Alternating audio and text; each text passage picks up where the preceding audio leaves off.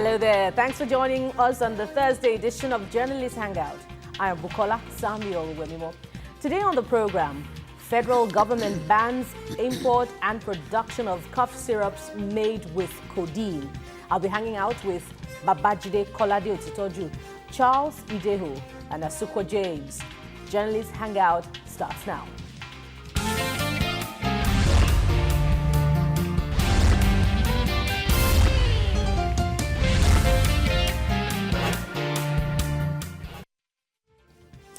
The menace of drug abuse continues to evade our collective efforts to stamp it out of our society.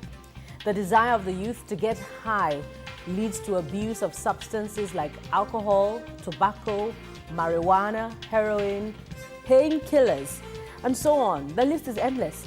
This constant desire and tendency to get high is fueled by musicians who sing about it, drug dealers who peddle their products at nightclubs, vendors who sell indiscriminately, and teenagers who lure others into indulging in the act as an escapist mentality. This reaches an alarming high with the love of Nigerian youths for codeine cough syrup. The problem has defied solutions, with recent reports showing that about 3 million bottles of codeine syrup are consumed daily in just 2 states of the Federation, that's Kano and Jigawa, prompting the federal government to ban the production and distribution of cough syrup containing codeine. Now, how long can this measure go in solving this calamity? This and more we'll be asking on Journalist Hangout today. We'll be right back.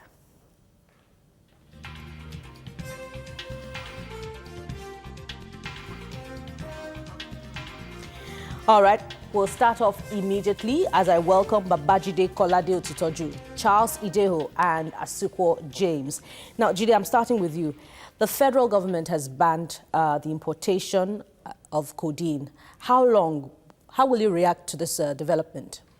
Yeah, I think it's a good development, and this should have happened a long time ago. We should not only have banned codeine, we should have banned other substances that are even more dangerous than codeine, that get abused by our people, not just the young people. The married women and other categories of Nigerians are known to constantly abuse these substances. So I think that it should have come even before now. The ban should have come before now. I'm surprised that successive governments in Nigeria have done nothing to address this problem until a foreign media outfit ran a story about it, and we felt it had become an international shame to us. Then we rushed to ban. Late last year, the House of Reps moved a motion that tramadol and codeine should be banned. The government didn't behave like it had about that motion. And the Pharmaceutical Society of Nigeria had also made moves to get codeine banned long before now. We've had public hearings, nothing happened until now. Well, it's good news, no doubt about it. At least suggests that we are about to start from somewhere. It is also credit in the final analysis to the government of Muhammadu Buhari that it has chosen to do what the governments before it chose not to do. I've known about codeine abuse since my days as a journalist in Kano. You know, from 1994, I had done stories about substance abuse. Yes, so it's not like it's a new thing. But in southern Nigeria, codeine abuse was not common until recently. But in northern Nigeria, codeine abuse, Dunlop solution abuse, and others that we'll be talking about later had been common. And stories had been done. There are people who accuse Nigerian journalists of not doing stories about this, that it took a foreign media outfit to come and do this. This is, I mean, the height of ignorance. Nigerian journalists have done Even stories. here at TVC. Even here at TVC. Here at TVC. One of our reporters did a special recently. Yes. We've done stories. We've even gone to places where they rehabilitate these people. But ignorant Nigerians, they sit, hold on to their phones and just spew rubbish. Oh, it's only foreign media outlets can do investigative stuff. Our governments should begin to take the media seriously in Nigeria because we are partners in progress. So when we talk about these things, government needs to react. That is their responsibility. And they should not react only when a foreign media outlet has lent its voice. That is the problem. I'm glad, Jide, that you mentioned other substances that are abused, which makes me wonder, you know, if you ban the production of codeine, the importation of codeine, how do you regulate the others? But we'll take that after the break. We'll take a report now. When we come back, the discussion continues. Stay with Journalist Hangout. The youths are often described as the strength and hope of every nation, the mirror that reflects the future of every society. Most times, they form the larger part of a country's population as well as the labor force that drives the nation's economy. In Nigeria, about 60% of the over 180 million persons are between the ages of 15 to 30, falling under the classification of youth. Like in many developing nations, the potentials of the Nigeria youth to contribute to a happy, healthy and prosperous future are not being fully utilized. The high rate of unemployment, inequality in access to healthcare and education, as well as lack of political influence are some of the factors responsible. But a dark trend is on the rise, mainly due to the frustrations felt by youth because of the factors at play. The use of illicit drugs has become prevalent among the youth, a trend that has reduced their productivity and capacity to contribute positively to nation building.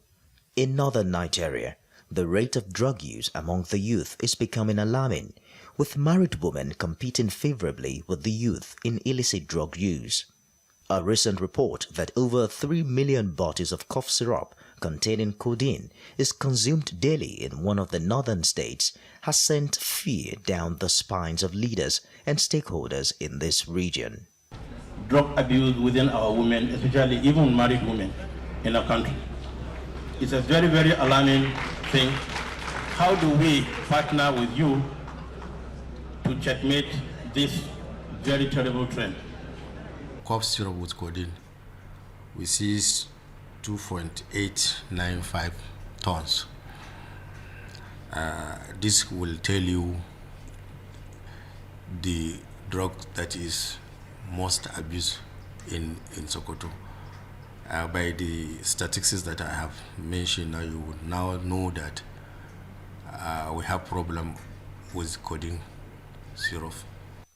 Experts have also linked the upsurge in criminal activities in northern Nigeria to the prevalence of drug consumption among young persons in the region.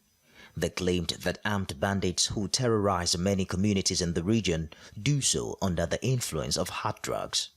They call on the federal government to channel more resources to the fight against drug peddling in order to reduce crime in the society. When you see somebody with gun shooting in the broad daylight, you know that that person is not with his senses. We have reports that even insurgencies, terrorist activities is fueled by drugs. And when you talk about vulnerability of drugs, yes, the youth are vulnerable to taking drugs. And we have to do everything possible to protect our youth, to defend them, and preserve them for us to enjoy our future. In allowing these illegal premises to dispense these kind of controlled substances, that so many of our youths, so many of our youths get hooked to these drugs with attendant social and security implications for the nation. Northern Nigeria has been on the stage with crimes such as kidnapping for ransom, cattle rustling, armed banditry and robbery, rape, communal and religious crisis taking center stage. They are perpetrated by young persons believed to be under the influence of drugs. For a peaceful and prosperous region, leaders and stakeholders in northern Nigeria have appealed to government at all levels to rise to the occasion and fight drug peddling as well as its abuse among the youth of the region. Wow, it's a hydra-headed problem, or borrowing the words of the NAFDAC DG who joined us yesterday, multi-sectoral. We'll continue the discussion now. Charles, I'm coming to you. How far can the ban go in halting the trend? Sadly, the ban will serve to even make codeine a superstar. Just something like you make it very, very popular, more popular. Suko and I were saying before we came on there, people who have never heard about it before will now seek to know what is it all about.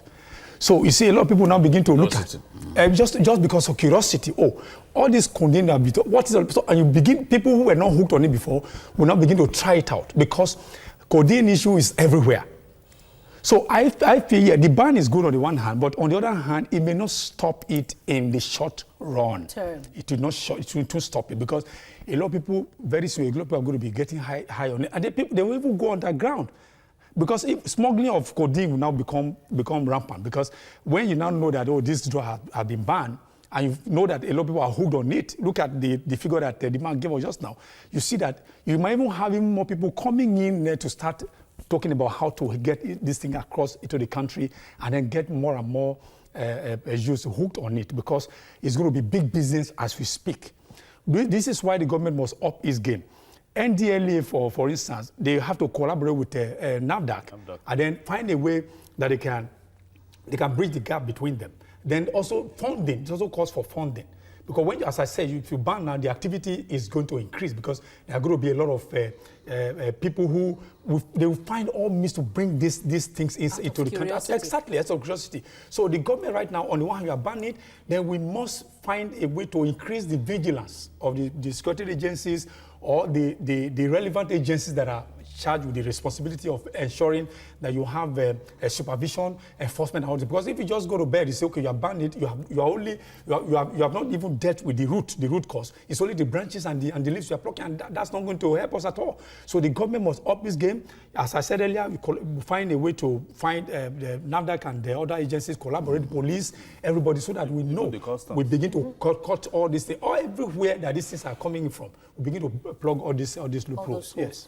Now, Asuko, Jide was saying earlier that he recalled last year that the House of Reps moved a motion that tramadol be banned.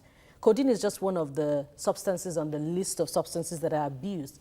What other substances do you think should join this list? I was just going through some, doing the research for some of the drugs. I remember when I had typhoid way back, I was actually given Novalgine, and I just noticed that Novalgine is a banned substance in some parts of the country, not even in Nigeria, outside Nigeria. So once you see codeine, tramadol, I think mostly painkillers. They are mostly painkillers. Opiates. Because if you see codeine, it's in the family, the chemical family of heroin. Yeah.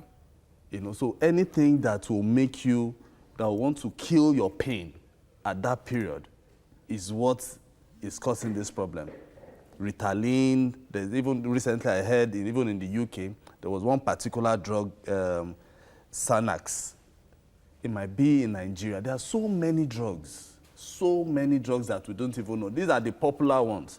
Because once you go to the pharmacy, they say, okay, you have cough, okay, take something with codeine. I don't want to mention the name. They'll just say, take with codeine. You will take it, but they will tell you the prescription. But this one, they are gulping it as if they are drinking Coke or Fanta. They mix it with Coke. Then at the end of the day, they go high.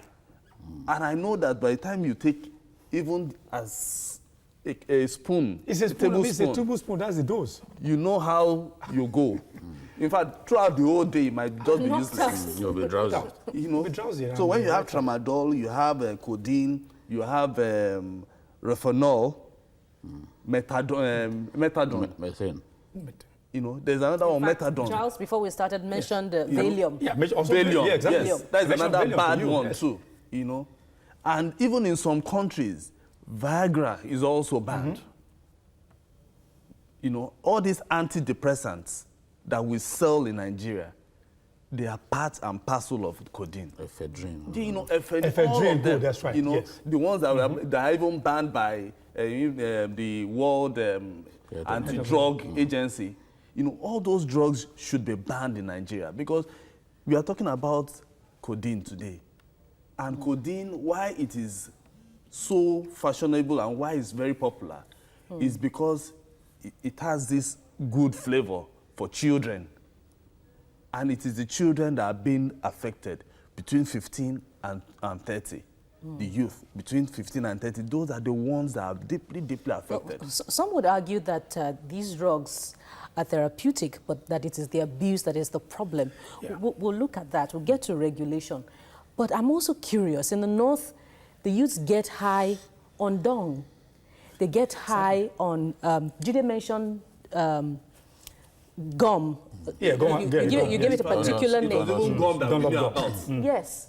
There was a report done by our correspondent in the north. There's a particular thing called suck and die. There are so many. I have about 13 or 14 here. There is codeine, there is tramadol, there is 10 days urine.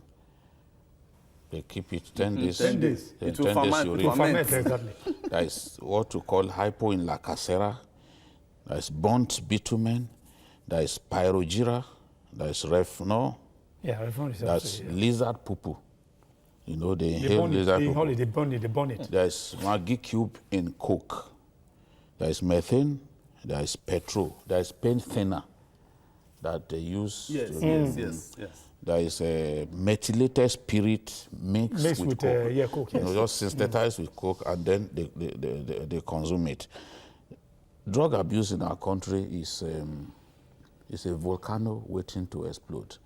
The rate at which guys are being destroyed. The unfortunate thing is even when you even rehabilitate some of them, in no time they are back to a life of drug addiction. So there are some people who have gone to the same rehabilitation center 5 times. And they tell the police, when the police raise them, they say, look, on your own you will leave us alone. Because they are destroyed already. One was even boasting. The other day said, there is nothing as good, as sweet as cocaine. I've never touched my wife for 5 years. Can you imagine? That's nothing as sweet as cocaine. So it's on a scale of preference. Cocaine comes first. Substitute. Over even ministering to his wife. So they applauded. Yes. He said, look, that's nothing as sweet as cocaine. Once they are hooked to it, do you know there was a guy who works with a bank, and then he was driving back home on Third Mainland Bridge.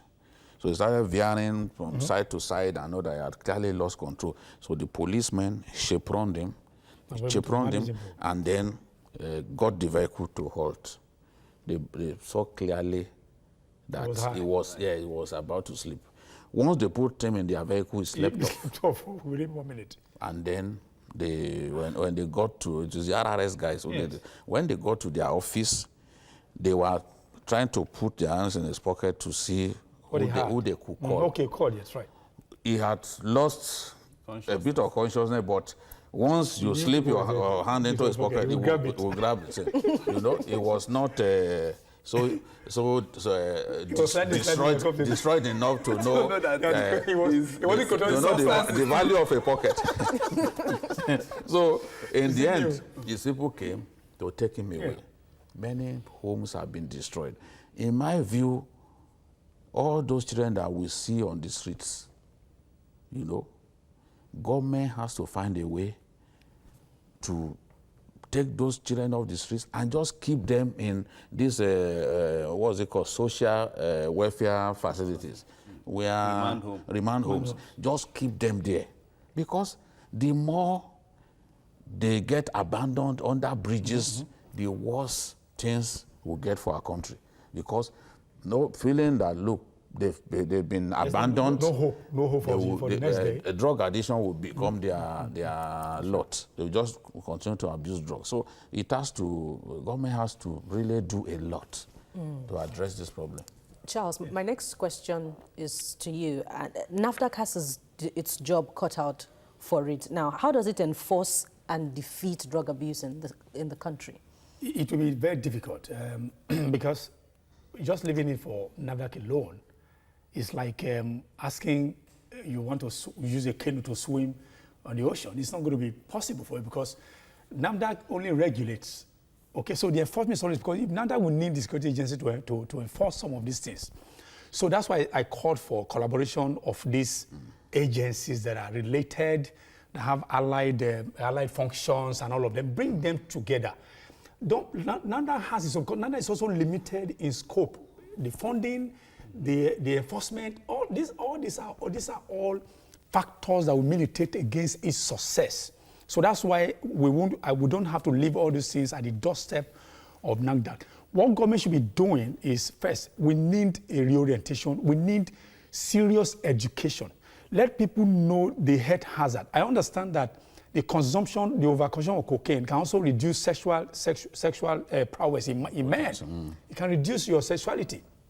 It can cause depression. It can cause so many things. So we need to engage schools. Because while you were telling me something about all this, even 15 years, even in schools, how did they get hooked on it? So schools also must be used as a platform through which we can teach certain things to these children.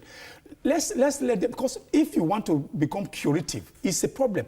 You need to look at, before they enter into it, you need to tell them. I was telling you when I was in secondary school, I was in the body house. Because of peer pressure, I was almost lured into smoking. I mean, cigarette, all these Benson hedge in those days and so on. But what kept me off was because of what was sunk into me from home. Remember the son of who you are. I told you I had a catechist uncle and then a major in the army who, they were, if you did anything wrong, you were in trouble. So how would I go back home? My catechist uncle, who was a reverend, will now hear that his son, so to speak, is now smoking.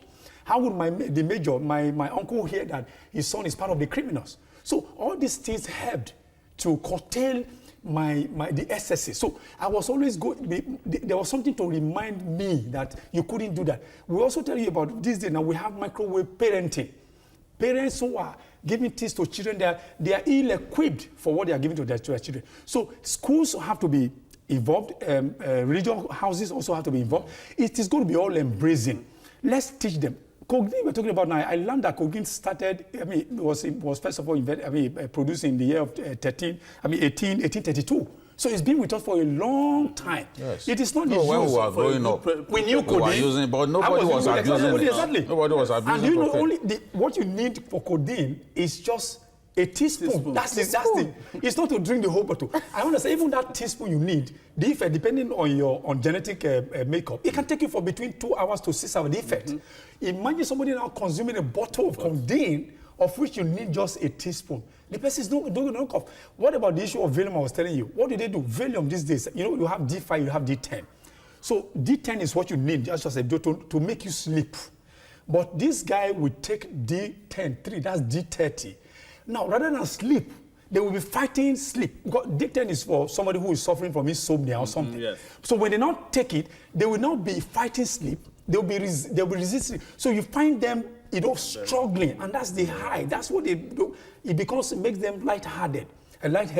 So as I said earlier, it is you are involved. I'm going to involve. Everybody's involved in it. Heavy education. And it is what go help this band. Judy was talking about parents earlier on.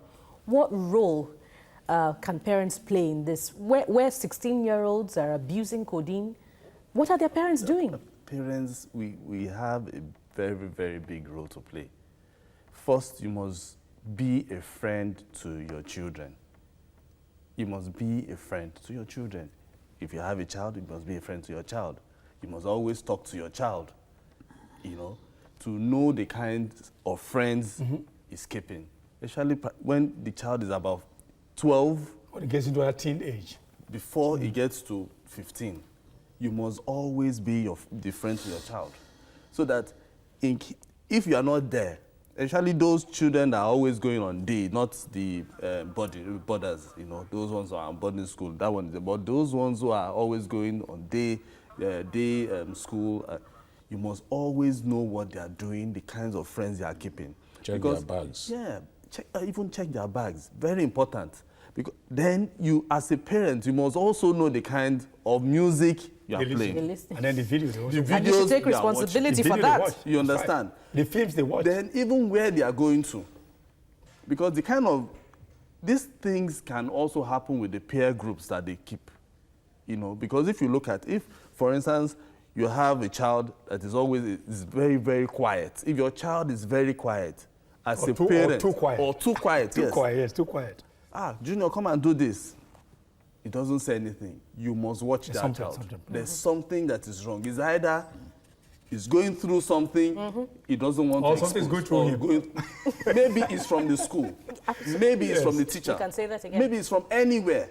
So you, the parent, because you sleep with the child day and night, you see the child every day, but the number of hours that the child is going to school, you are not there. So you must bring your child and talk to him or her to know what they are going through. Because if you don't, he or she will fall into these wrong hands. Because even sometimes you might even send your child to go and buy something. Besides school, around the house, we have kiosks. They are selling this codeine and so many drugs.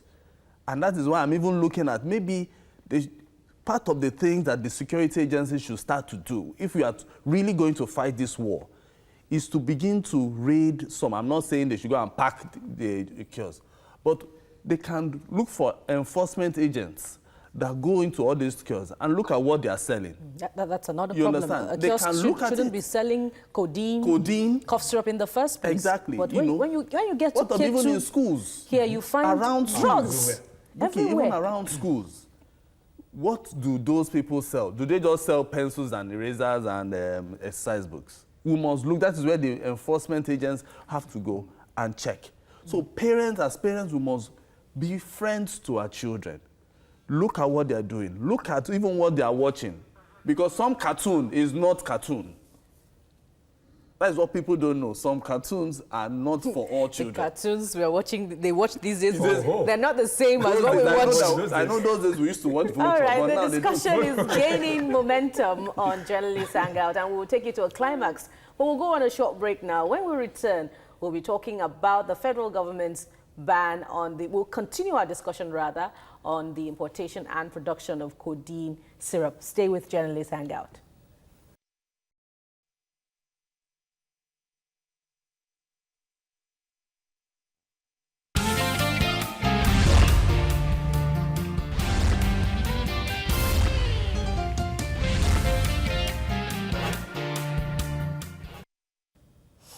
Thank you for staying tuned. You're watching Journalist Hangout, and we've been looking at the federal government's ban on the importation and production of codeine syrup. Now, we're joined by the Director General of the National Agency for Food, Drug Administration and Control, Professor Christiana Mojisola Adeyeye. Thank you for joining us, ma'am. Thank you. Good evening. I wonder if you've been following our discussion. I want to know how worried you are from what you have heard so far about this trend, and how do you intend to win this war? I am very worried, first, as a parent, secondly, as a regulator. It is, we have to use a holistic approach to combat this epidemic. NAFDAC's mandate is to control the importation, exportation, manufacturing, sale, distribution of drugs and food products. Yesterday, somebody was asking me that, or telling me that they didn't know that NAFDAC is also involved in distribution or control of distribution. This problem that we have today is largely due to bad distribution system. And the manufacturing companies have to be held responsible for the chaotic distribution system that we have. However, as the chief executive or executive officer rather of NAFDAC, what we have decided to do is to not issue permits for any company to bring in codeine, because we issue annual permits. So we put an embargo on that, and we are going to be meeting with the pharmaceutical manufacturing group, the community pharmacists, PCN, NDLEA. It's a multi-sectoral problem in terms of regulation and enforcement. So this embargo is going to stay in place until we are able to have a work plan. But it is not just that. I listened at the early part of the program about the different drugs that are abused or things. Not that they're not even drugs, sometimes. And we have a big problem in our country. The government has to step in big time. I mentioned yesterday that NAFDAC was removed from the port. We're supposed to be controlling the importation. Now, if you remove the agency that is supposed to be controlling importation from the port, which means at the point of entry, we are not there. There is a problem, and I'm waiting for the federal government to give us a go-ahead.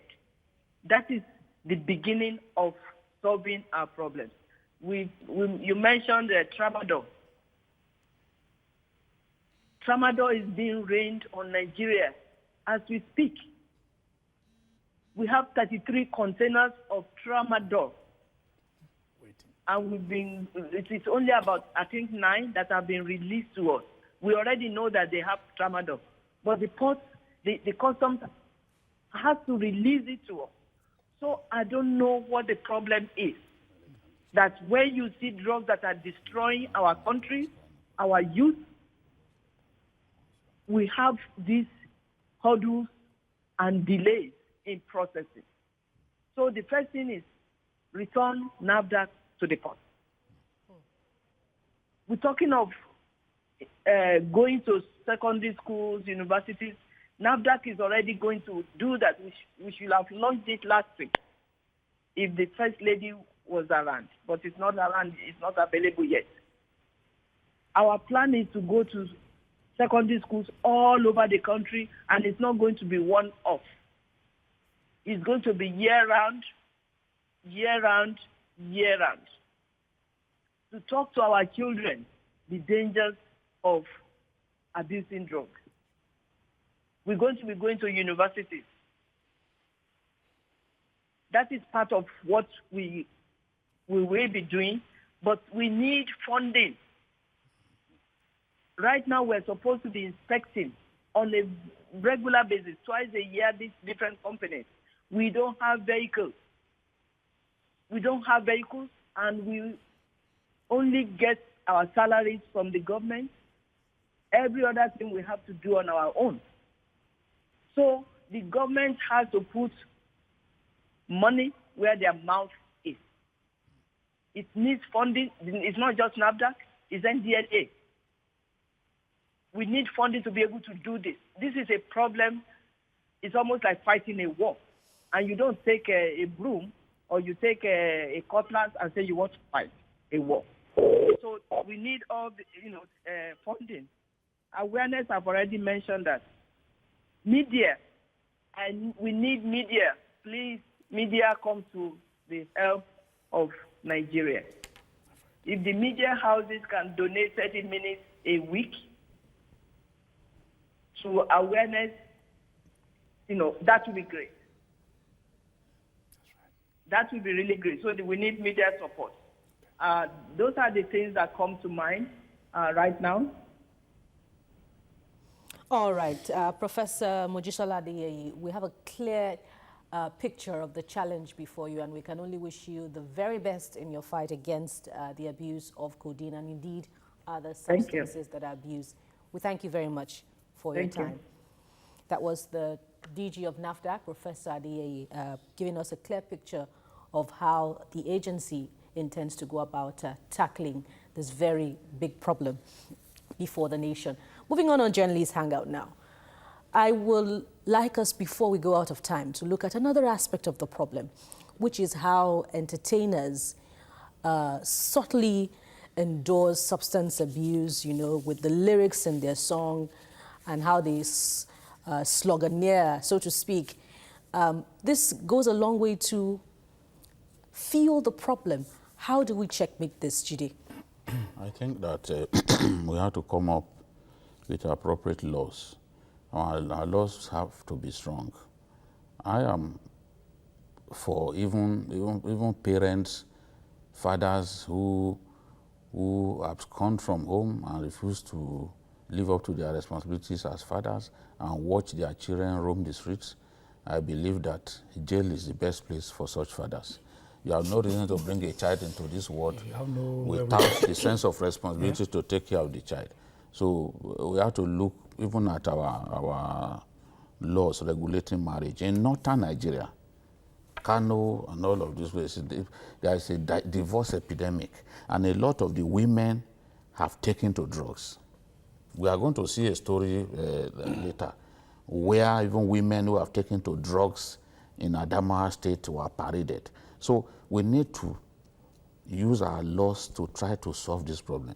As for the musicians, I'm really, really disappointed in Nigerian musicians because they are singing songs, sloganeering the use of codeine and the rest of them, and some of these musicians have endorsements, you know, from corporate endorsements. Absolutely. So I do not see any reason why a big corporate concern, corporate entity, should not pull off its deal with an irresponsible musician who is singing and asking people to take to a life of drugs. One day I heard one song, and the song goes like this: Ijo codeine da. Ijo codeine. So I now said, what's the meaning of this? Ijo codeine. The dance of codeine. Dance of codeine. So I asked. When you get high, there's a way codeine makes you dance. I asked the young guy who was with me, I said, how do they dance codeine dance? So codeine has his dance. So the boy did like this. It's like somebody half dead. The head is just Ijo codeine. Ijo codeine. What have we become? There was another one who was singing the other day, because they call these drugs Oja. He just began saying, Tramadol, Revlon, Emzoline, Oja yìí ta orí ti fẹ́ máa yí, Tramadol, Revlon, Oja yìí ta orí ti fẹ́ máa yí. Ṣé wọ́n lè ṣe láì jọjà ṣá? Ṣé wọ́n lè ṣe láì jọjà ṣá? Ọmọ ayé ṣé wọ́n lè ṣe láì jọjà ṣá? That is rap. He said, can you as a person live without drugs? Without drugs. Can you survive? He said, ọmọ oró ṣe wọlé ṣe láì jọjà ṣá. Mo ní ṣe wọlé ṣe láì jọjà ṣá. Àwọn tí Kétu wọn fẹ́ràn ọjà. Àwọn tí Kogi wọn fẹ́ràn ọjà. He now started mentioning all the big towns, all the communities in Lagos, and saying that those people like drugs. He said they call it ọjà. Ọjà, I know. Yes. So and when this drug, when you have taken codeine and the rest of them, and it reacts badly on you, they will now, the same people will now sing Ọjà ti boss ma wọn lára o. So they are very, these guys. There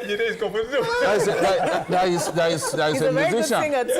There is a musician amongst them. There's a musician who sang one song, and I was like, what is? He was even describing what you get into, get into when you take drugs. He said, Tramadol, Emzoline, Ọjà yìí ta orí ti fẹ́ máa yí. So you said, maybe mo ṣe ń fò lókè bí Aladdin. Maybe mo ṣe ń fò lókè. As he's playing, because he's lightheaded. He's lightheaded, yes. So he's floating. Maybe mo ṣe ń fò lókè bí Aladdin. And he's floating. He kept mentioning all those drugs. When I heard about this Rofinol, I went to do a check. And I saw that it's actually a tranquilizer, you know, that they give you when they want to do surgery. Exactly. But these to knock you off. what they do is they crush it into powder form and they lace their marijuana with it and smoke. And what does it do to you? It ensures that you are unable to move. You lie on the floor. Your eyes are open. You can't recall anything. Your muscles are numb. You are completely confused. You go into drowsiness, amnesia. That is what those who do date rape, that is what they use. Exactly. They just spike the girl's drink with that Rofinol. There's no way the girl will be able to recall what happened. So you can't report. That's right. Because you can't even report. Remember Cynthia? Yes, what happened? They must have over-administered it to Cynthia Osokogu. That was what led to her death. Exactly. And then if you took a bit of alcohol, and then they still put you through Rofinol, you are not likely to come around. So it's a very, very big problem. It's a big trouble, honestly. What about Chinese capsules? When you see these young boys with a bottle of Coke, maybe in public, just going around with a bottle of Coke. It's not really Coke. They put codeine in it. Yes. I was at slug to repair my phone, and I saw that boy with a bottle of Coke. So a friend of mine that says, see, they've already put that. It's not just Coke. It's not just Coke. Yes. And when I looked at the bottle, there was a bit of foam. It'll be poisoned. So to speak. Another boy told me that he went to his friend's house, and when he wanted to take water from the dispenser, he said, no, don't take it. Don't go there. Because they had laced the water with codeine. So it's not everybody who can just go there and take the water and drink. We are in trouble. Water of life. Calamitous. But we are in trouble. The thing is that I think codeine just... Our guests, what does it mean? The water bottle, they have... The thing is that, you see what they do? That's what small doctor... You know what they do? Most of these musicians, they veil those things in lyrics that you want. Yes, for instance, they call it Oja now. Oja as a drug is veiled with another so that you don't know. Oja is the market. So you will fall asleep, and they are the same people who now sing that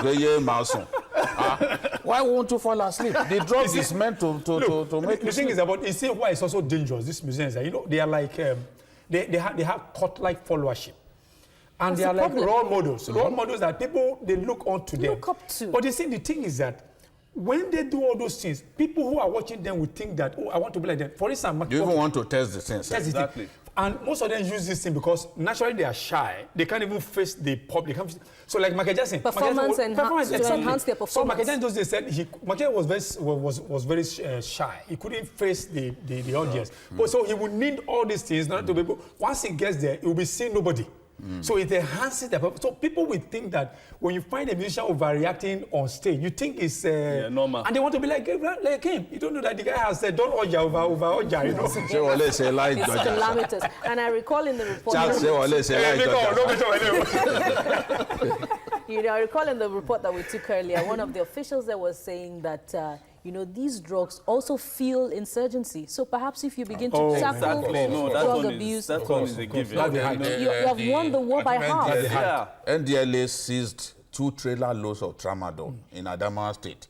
And they were actually taking it to Sambisa Forest to supply the Boko Haram fighters. We'll look more at that, but that will be after the break. We'll take another report now on the seizure by the Nigeria Customs of a trailer load of drugs. Let's see that.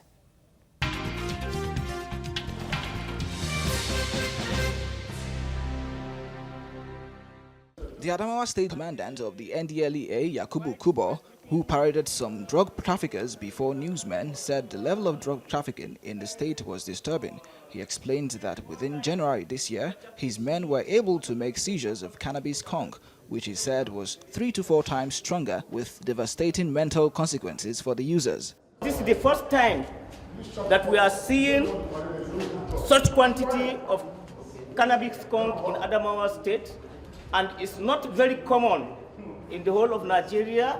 This cannabis skunk is believed to be imported from places like other neighboring countries. This is cannabis skunk. I believe this is the first time you people are seeing this form of substance. we say 24 pallets of this were intercepted in a luxurious vehicle, bus coming from Lagos to Adama to Yola here. As you can see, this is the usual cannabis that we have known, the popular cannabis that we have always been intercepting. But this particular one is so expensive, and what I told you is that it's stronger than this ordinary cannabis sativa that we have known before. And this one, as you see it like this is wholesale, goes for 15,000 per one, 15,000 per pallet. So, and it's more potent than the ordinary cannabis sativa that we are used to. And it's more devastating. It's have a very devastating effect to the user. Serious devastating effect to the user. So what we are saying is that we are discouraging people using this type of drug. It's really dangerous. It's really deadly to the users. He expressed disgust at the rate of involvement of young ladies in the drug business in the state, which he says will have negative consequences for the future. We have our usual cough syrup with codeine. We have been trying times with our number, and I've been telling you we have been intercepting vehicles. We have more than 10 vehicles with us here that are used to convey this cough syrup with codeine in their compartments, and they will never stop. What we are saying is that if your vehicle is involved in trafficking this type of drugs, you may likely risk the forfeiture of such vehicle to the federal government by the competent court of jurisdiction. And I also made mention that women have started to experiment on trafficking on these drugs too. As you have seen, 2 women, one of them is the owner of this. She was also coming from Taraba to come and sell her drugs here in Yola. And she was also intercepted by Welcome to Yola.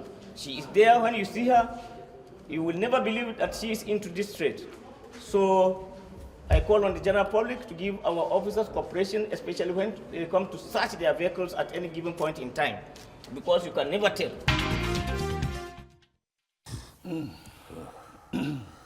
And now we're heaving, but it's not a sigh of relief. It really is a big problem. Women are also involved in the trafficking, not just consumption. Where is this leading us, Jide? It shows that we have a very big problem on our hands, and everybody must be involved. We need strong laws. When there's a big problem in a country, you need a law designed to address that problem. Some time ago in Uganda, rape was extremely common because there was this rumor or perception that if you raped a virgin, if you are carrying the AIDS virus, that you will be healed. And they were just raping people all over the place. And spreading the virus. Museveni came up with death penalty for rape. And rape came down.